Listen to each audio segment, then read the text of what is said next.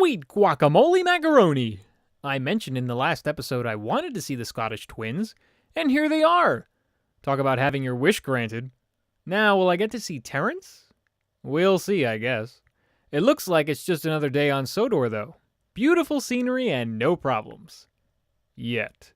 Trevor the traction engine had been struggling with a big cartload of hay. Crossing the tracks, the cart's wheels had broken off. Then Trevor heard a whistle. "Oh no!" Trevor cried. Donald could see the cart. Like I said, no problems. Yet. And from the reactions, it looks like no one was excited about the incoming blunder. What I'm excited about, though, is hearing Baldwin voice Donald and Douglas. He did such a good job giving some other characters voices. I can't wait to see what he does here. This should be cool. "Stop being pushy," Donald snapped. "Don't call me pushy," Douglas snapped back. "You shouldn't have pushed me into the cart," huffed Donald. "You pulled me, you mean," argued Douglas. "Didn't. Did. Did not. Did too." You're kidding, right? Please tell me this isn't the voice Baldwin is giving the Scottish twins? You mean to tell me he can have entertaining voices that belongs to engines like Salty, Duncan, and Stepney, but can't continue the tradition of keeping these two to their native homeland? I am about as upset as the twins are at this point, except they weren't talking to one another.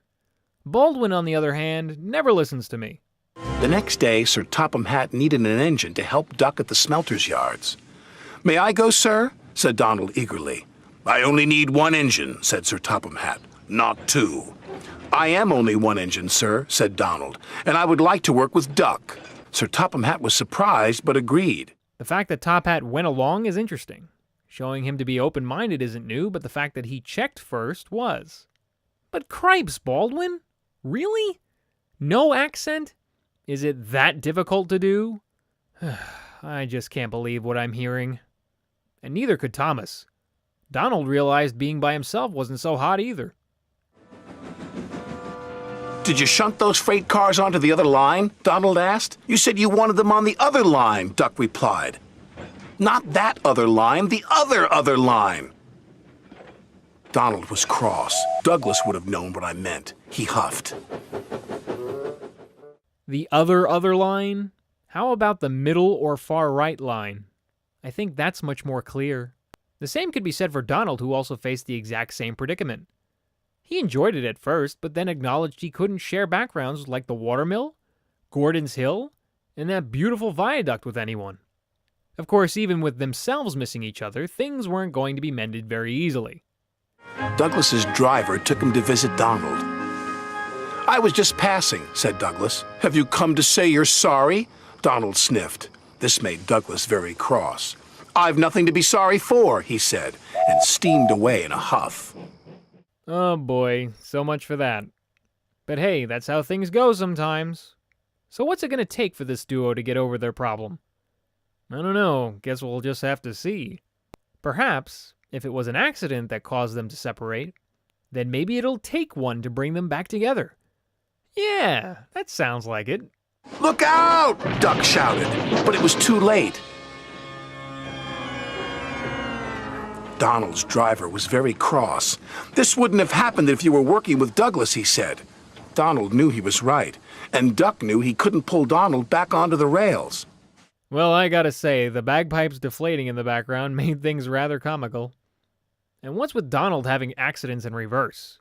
First it was his slippery rails mishap back in Brake Van of Season 2. And now this. Just plain old forgetfulness. And Duck couldn't get him out, so he got the next best thing. His twin. He finally pulled his twin gently back onto the tracks. He was relieved Donald wasn't hurt. "Thank you," Donald said, "and I'm sorry." "No, I'm sorry," said Douglas. "I'm sorry," insisted Donald. "Don't argue about who's sorry," chuckled Duck. "Just be glad you're back together." And they were. Bravo. And I say that to the story, of which it isn't even all that original. The structure of this narrative very much copies what happened in One Good Turn of Season 3. Twin engines become annoyed with each other and refuse to work together, until one makes a goof, and then they end up putting aside their differences. It's okay at best, but nothing to be amazed over. What really makes this episode disappointing is just how lackluster Baldwin sounds playing the twins. The fact that he didn't even attempt to make them talk like they were Scottish is a huge head-scratcher. It just doesn't make any sense. Was Baldwin too lazy? Did he really not know how to play a Scottish accent? Or did someone not tell him they were Scottish even after he read the first line of the narration? Whatever. On the other hand, it was nice to see Trevor again even though he was in it for all of a half a minute. Music-wise, this entry delved quite a bit into the Twins theme song, and that's a plus.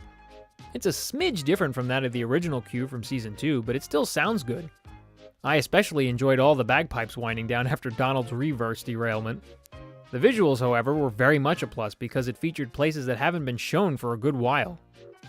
Gordon's Hill is always a nice view, although it has been around for every season thus far. There was also Knapford, this time at night and from a backed-up perspective. More importantly, though, fans revisit the classic watermill and gorgeous viaduct, which I have no clue why Top Hat is there. Shouldn't he be, like, doing his job? Anyway, both have not been depicted since Season 3, which is long enough. Next episode is The World's Strongest Engine. Thanks for watching.